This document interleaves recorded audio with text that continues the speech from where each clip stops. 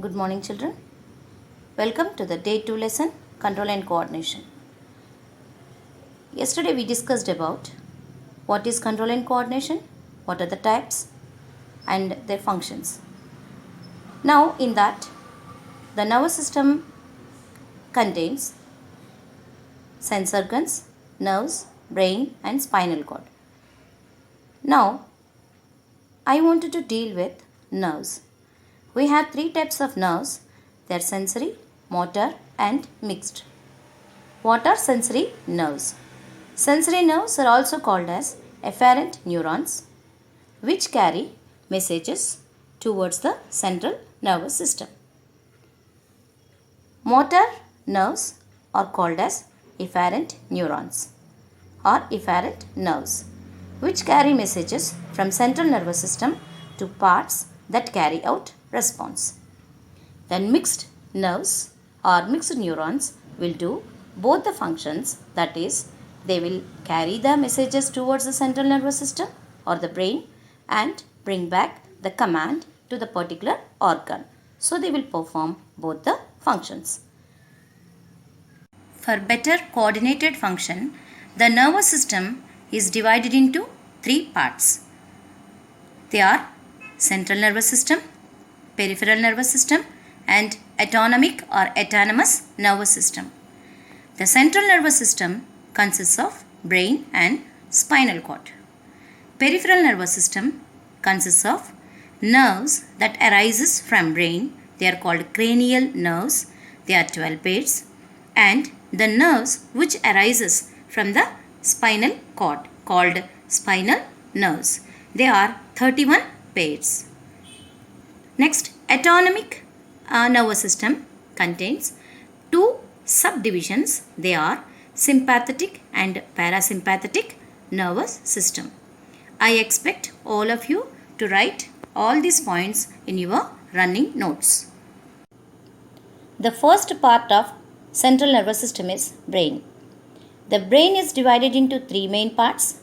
The first one is forebrain, second one is midbrain, the third one is hindbrain. The subparts of forebrain are cerebrum, olfactory lobes, diencephalon.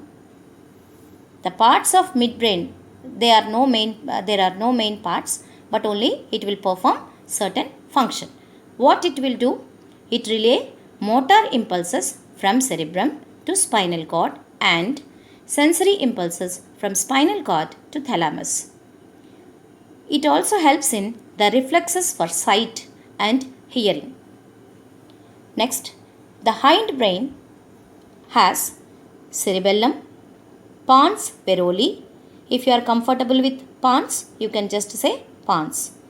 The third one, medulla oblongata, or you can just say medulla. In the next slide, I am going to explain the parts of the brain. Then we will come back to the functions of this cerebellum and medulla. This is the structure of brain. Brain is containing 2 cerebral hemispheres. Hemisphere, you know the meaning. So this is called right hemisphere and this is left hemisphere. The right hemisphere controls all the activities that we perform with our left side. And the left hemisphere will control the right side, the actions which we will do in the right side. Where the left and right sides of this cerebral hemispheres are connected, this particular part is called corpus callosum. Now when it is connected, this is the biggest part of the brain. This is called cerebrum. As I discussed here in this forebrain, the first part I am talking about. Now this cerebrum is divided into 4 major lobes. This is called occipital lobe. Here, the back of our brain. Next, this is parietal lobe. And here, both the sides, this part is called temporal lobe. And the front part, this part is called frontal lobe. So we have 4 types of lobes in the cerebrum. This I am going to give in the second slide.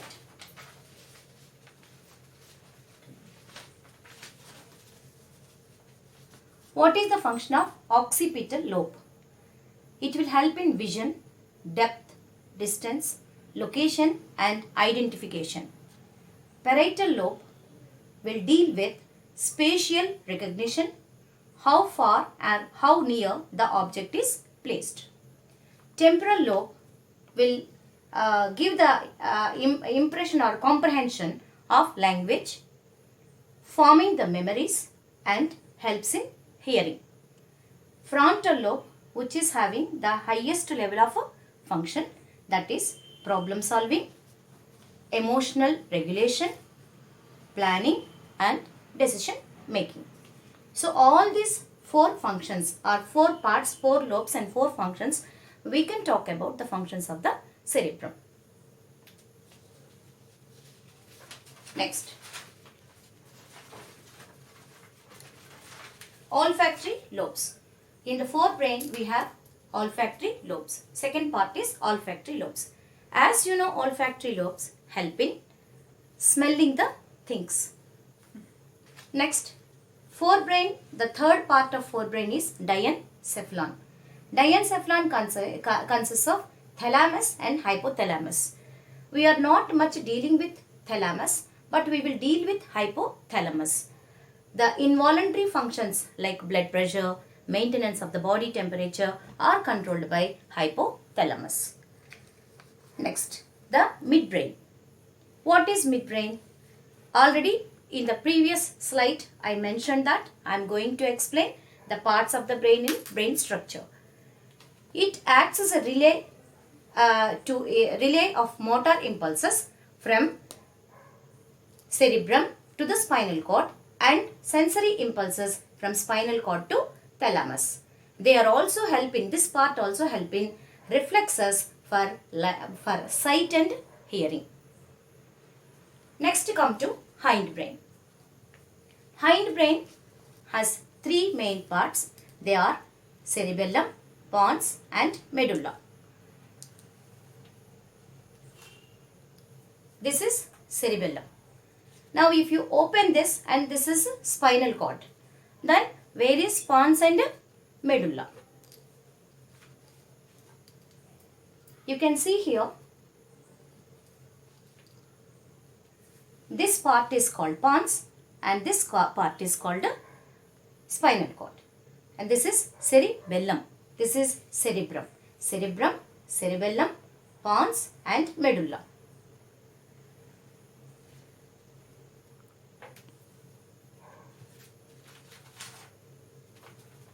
What is the function of cerebellum?